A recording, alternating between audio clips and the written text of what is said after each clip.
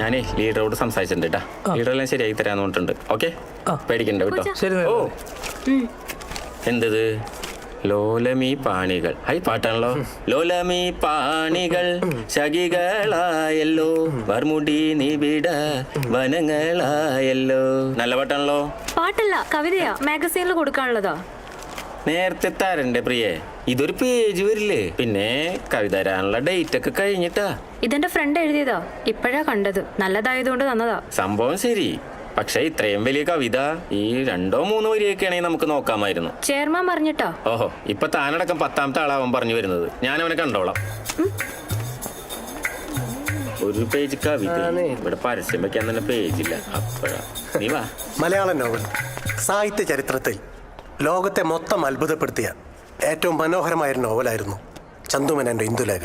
ഇതിലെ ഓരോ കഥാപാത്രങ്ങളും നമ്മളെല്ലാവരുടെയും മനസ്സിലേക്ക് ആഴത്തിലേക്ക് ഇറങ്ങിച്ചെല്ലും.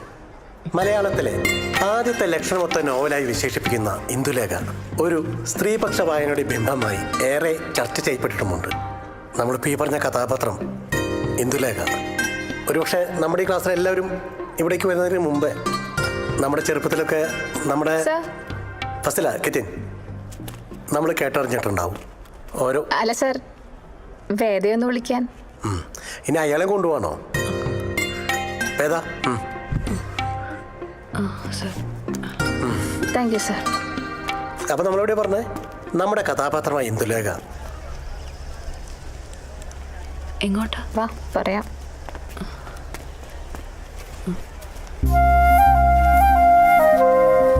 നമുക്ക് ലൂക്കോച്ചിനൊന്ന് കാണാം. കവിതയുടെ കാര്യല്ലേ? വേണ്ട. താനൊന്നും ഉണ്ടായിരുന്നേ, ഞാൻ സംസാരിച്ചോളാം. നല്ല കവിതയുടെ അതുകൊണ്ടല്ലേ ഈ പറയുന്നേ. നല്ലതായിരുന്നെങ്കിൽ അവരത് ഇഷ്ടപ്പെട്ടെടുത്തേനെ. എടോ അതൊക്കെ ഞാൻ വേണ്ട. ഇന്നലെ പറഞ്ഞില്ലേ സൃഷ്ടിയുള്ള ഉത്തരവാദിത്തം. അത് കവിത പബ്ലിഷ് ചെയ്യാനുള്ള റെക്കമെൻഡേഷൻ ആവാൻ പാടില്ലല്ലോ. എല്ലാവർക്കും ഇഷ്ടാവട്ടെ, എന്നിട്ട് പബ്ലിഷ് ചെയ്യാം. എന്നാ ഞാൻ ക്ലാസ്സിലേക്ക് പോവാം. ഇയാൾ ഇങ്ങനെയൊക്കെ സംസാരിക്കൂ? ആ ശരിക്കും. ആ നമ്മളെപ്പോലൊരു നിലപാടൊക്കെ ഉണ്ട് അല്ലേ? ശരിയാക്കാം.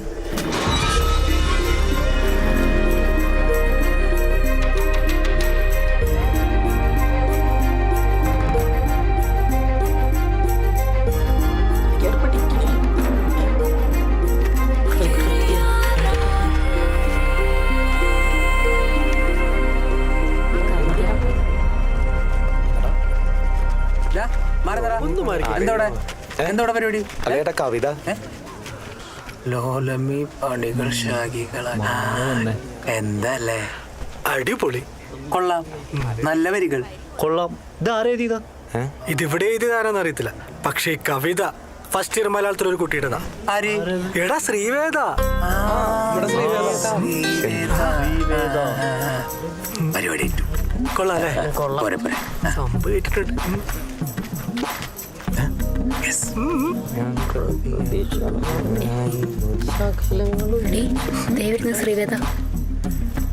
ശ്രീവേദ കവിത നന്നായിട്ടുണ്ട്. എന്റെ ക്ലാസ്സിൽ പഠിക്കുന്ന കുട്ടിയാ.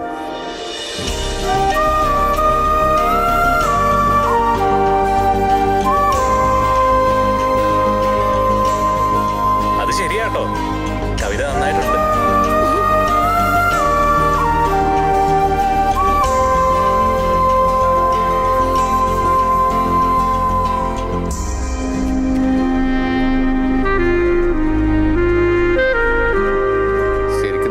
പറഞ്ഞിട്ട് കാര്യമില്ല. പ്രിൻസിപ്പൽ സംബന്ധിച്ച് ആ കുട്ടിയുടെ കവിത വായിച്ചു കേട്ടോ.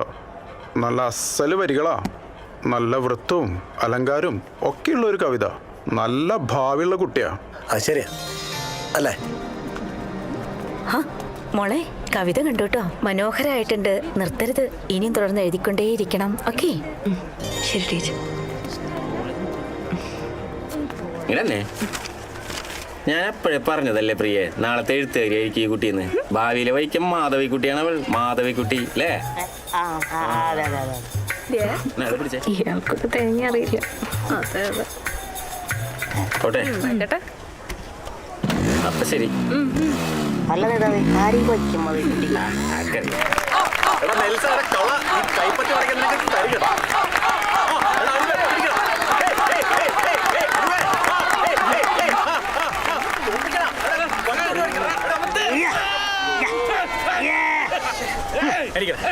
എന്റെ അടുത്ത് ഇനി എന്നോട് പൊട്ടടാ. ഞാൻ ഈ ലോക്കൽ ക്ലാസ് ബേസിലോടൊന്ന് മത്സരിക്കാറില്ല. പോടാ.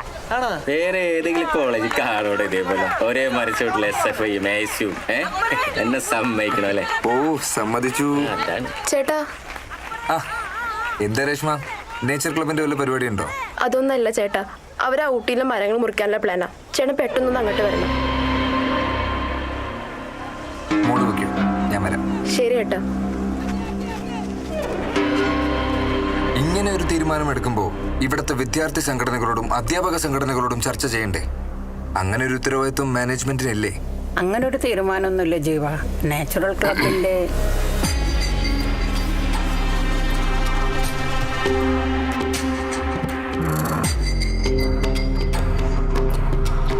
ക്ലബിന്റെ സ്ഥലം തിരിച്ചു വാങ്ങിയെന്ന് മാത്രം.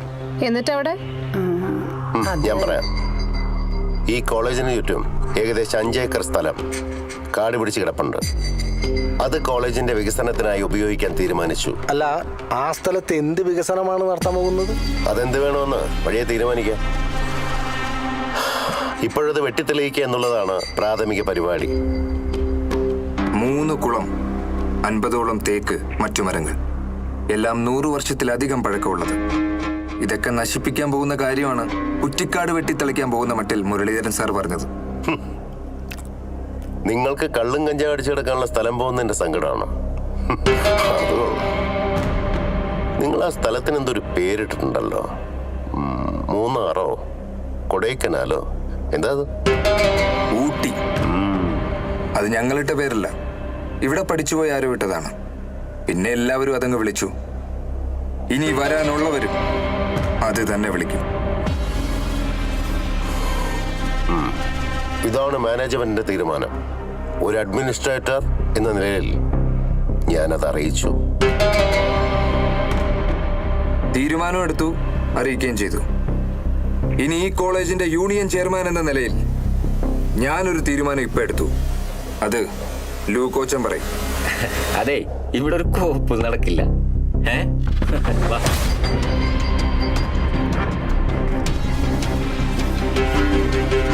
അങ്ങനെ എല്ലാം സമ്മതിച്ചു കൊടുക്കാൻ പറ്റില്ലല്ലോ. എന്തായി? ഒന്നും നടക്കില്ല. പൂന്തേട്ടാ, ഇതവര് മനഃപൂർവ്വം ചെയ്യുന്നതാ. ഇതിന്റെ അകത്തുനിന്നെങ്കിലും എന്നെ സാറെ വിളിക്കടാ. സാറേ, ഇതെല്ലാം റോഡ് സൈഡിൽ കിടക്കുന്ന സ്ഥലമാണ്. ഇതവര് വിറ്റ് കാശാക്കാനുള്ള പ്ലാനാണ് കേട്ടാ.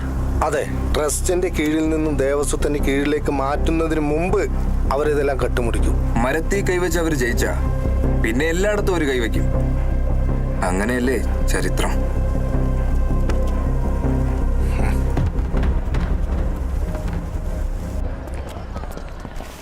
ആ കർത്തയുടെ മുൻഗാമികൾ ഈ കോളേജിന് ഒരു അന്തസ്സും അഭിമാനമൊക്കെ ഉണ്ടാക്കി വെച്ചിട്ടുണ്ട്. ഇയാളത് കളഞ്ഞു വിളിക്കുന്ന തോന്നണേ.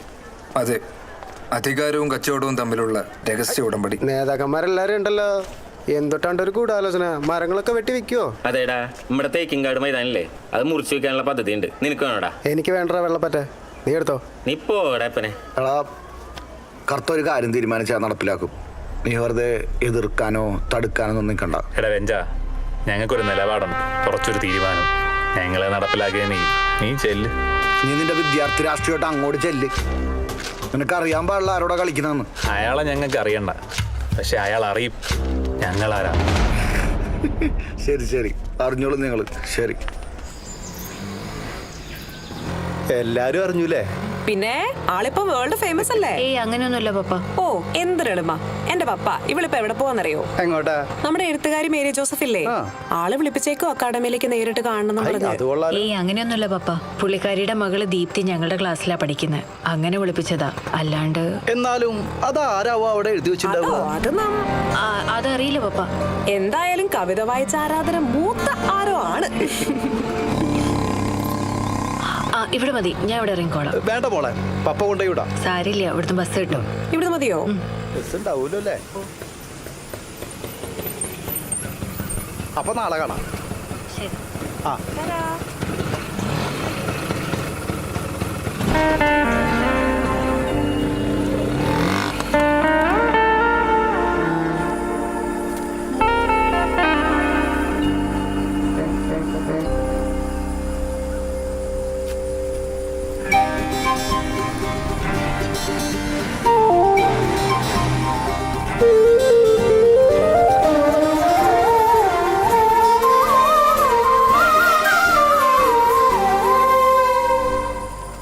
സഖാവ് എങ്ങോട്ടാ?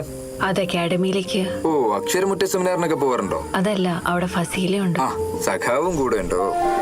പിന്നെ കവിതയൊക്കെ ആളുകൾക്ക് ഇഷ്ടപ്പെട്ട സ്ഥിതിക്ക് എഴുത്തിനെ ഗംഭീരാക്കല്ലേ?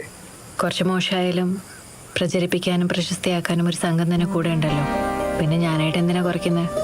എന്നാലും ഇത് ഇച്ചിരി കൂടിപ്പോയി. എന്ത്? ആ, തന്നെ കണ്ട എന്തായാലും നന്നായി.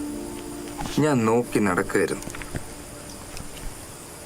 മറ്റുള്ളവർക്ക് വായിക്കാൻ കൊടുക്കാതെ മനസ്സിൽ ഒളിപ്പിച്ച കവിതകളൊക്കെ എഴുതാൻ ഇതാ എൻ്റെ ഒരു സമ്മാനം.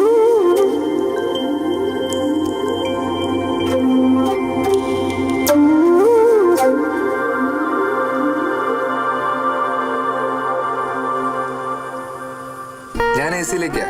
സഖാവ് വരുന്നോ? Area committee office. ഓ, താൻ വരണ്ടോ? അവിടേക്ക് വന്നിട്ട് എന്തിനാ? എ സിയിലേക്കല്ല, ഞാൻ പോകുന്നത് അക്കാദമി വിളിക്കാം. അല്ലെങ്കിൽ താൻ എ സിയിലേക്ക് വാ, ഒരു മെമ്പർഷിപ്പ് അങ്ങ് തരാം. അറിയപ്പെടുന്ന കവിയത്രിയല്ലേ? അയ്യോ, അത് വേണ്ട. എനിക്ക് ചുവന്ന നിറം കാണുമ്പോഴേ ടെൻഷനാ. അതെന്താ? കണ്ടിട്ടില്ലേ ഈ അപകടത്തിനൊക്കെ ചുവന്ന സിഗ്നൽ വെക്കുന്നത്?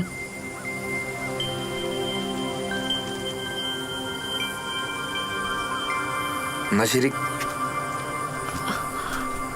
അത് അങ്ങനെയല്ല. എടോ, ഈ ലോകത്ത് കറുപ്പും വെളുപ്പും മാത്രം നിറങ്ങളായിരുന്ന കാലത്ത് ആദ്യമായി മനുഷ്യൻ ഉണ്ടാക്കിയ നിറമാണ് ചുവപ്പ്. അതുപോലെ കറുപ്പും വെളുപ്പുമായി നിലനിൽക്കുന്ന ഈ ലോകത്ത് വ്യത്യസ്തമായി ചിന്തിക്കുന്നവന്റെ നിറമാണ് ചുവപ്പ്. മറ്റുള്ളവർക്ക് അത് അപകടമായി തോന്നും. അയ്യോ, ഞാൻ അങ്ങനെ ഒന്നും ഉദ്ദേശിച്ചല്ല. കുഴപ്പമില്ലടോ. അല്ല, ഞാൻ കുഴപ്പമില്ലടോ. എന്നാ ഞാൻ പോട്ടെ. അപ്പൊ എന്നോട് കൂടെ പോരുന്നോന്ന് ചോദിച്ചതോ?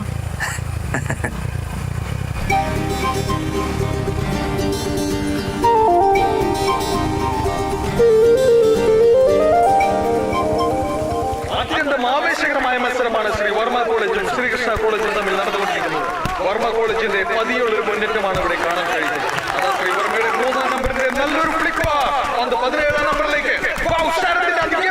3 കളിക്കാരെ മറികടന്നുകൊണ്ട് പന്ത് വീണ്ടും സഞ്ജയുടെ കാലിലേക്ക്. സഞ്ജയുടെ മികച്ചൊരു ക്രോസ് 14-ാം നമ്പറിലേക്ക്. നമ്പർ 14 അത് മിസ്സാക്കിയിരിക്കുകയാണ്. കളിക്കാൻ ഇറങ്ങാൻ പറയുമ്പോൾ നിനക്ക് മടിയാണല്ലോ. ഇപ്പൊ കണ്ടല്ലോ. ശ്രീകൃഷ്ണ കോളേജിന്റെ ഒരു ഗോൾ കിക്ക് സഞ്ജോദ ട്രാപ്പ് ചെയ്തു. ശ്രീ വർമ്മ കോളേജിന്റെ ഒരു സ്ലോ ബിൽഡപ്പ്. അതാ പന്ത് വീണ്ടും ശരത്തിന്റെ കാലുകളിലേക്ക്. ഇടതുവിങ്ങിലൂടെ ശരത്തിന്റെ മികച്ചൊരു മുന്നേറ്റം സഞ്ജയിലേക്ക്. പന്ത് സഞ്ജയുടെ കാലുകളിൽ മനോഹരമായ മഴവില്ലും ഒരു ക്രോസ് രമേശിലേക്ക്. രമേശിന്റെ വളരെ അലസമായ ഒരു ഹെഡിംഗ് കളിയുടെ വളരെ നിർണായകമായ മറ്റൊരു മുന്നേറ്റവും നിഷ്ഫലമാകുന്ന നിരാശാജനകമായ കാഴ്ചയാണ് കാണാൻ സാധിക്കുന്നത്. പെട്ടെന്ന് ബോളിലേക്കോ, അവിടെ മൊത്തം പ്രശ്നം.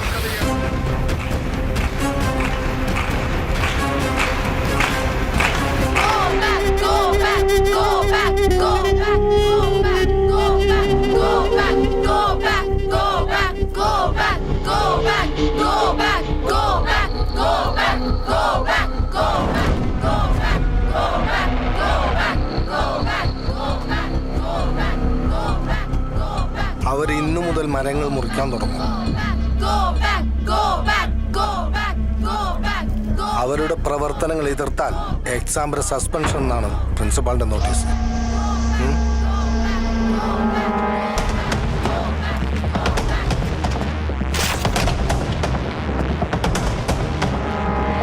ഇത് ടീച്ചർ ഒപ്പിട്ടതാണോ? അത് ജീവ, ഞാൻ ഈ വർഷം റിട്ടയർ ആവുകയാണ്. അവർ വിചാരിച്ചാൽ റിട്ടയർ ആകുന്നത് വരെ ഈ കോളേജിന്റെ പ്രിൻസിപ്പൽ ടീച്ചറാണ്. അവരോട് മടങ്ങിപ്പോകാൻ പറയണം. സോറി ജീവ, ഞാൻ നിസ്സഹായയാണ്. പക്ഷേ ഞാനല്ല.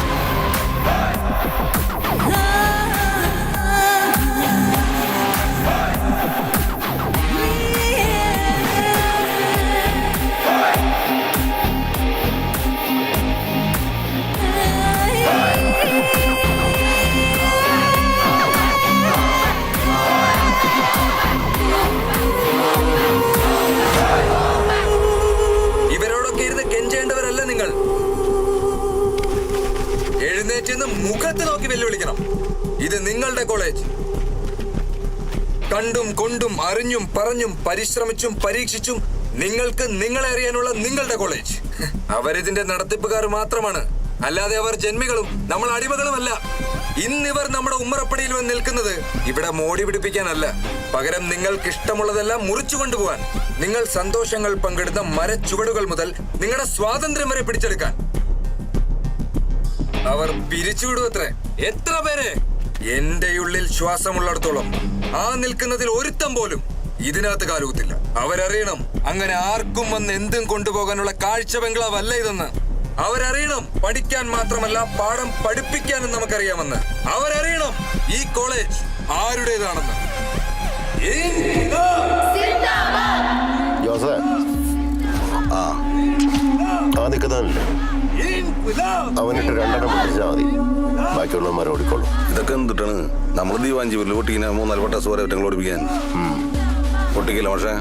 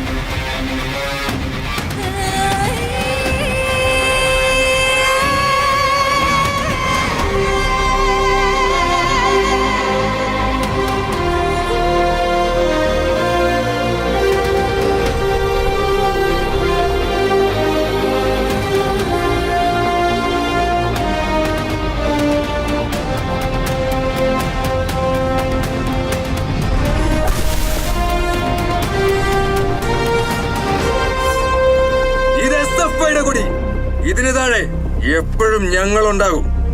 ഈ കൊടികളൊക്കെ ഇവിടെ ഉള്ളിടത്തോളം കാലം ഈ മരങ്ങളും ഇവിടെ ഉണ്ടാകും, ഈ കോളേജും ഇവിടെ തന്നെ ഉണ്ടാവും.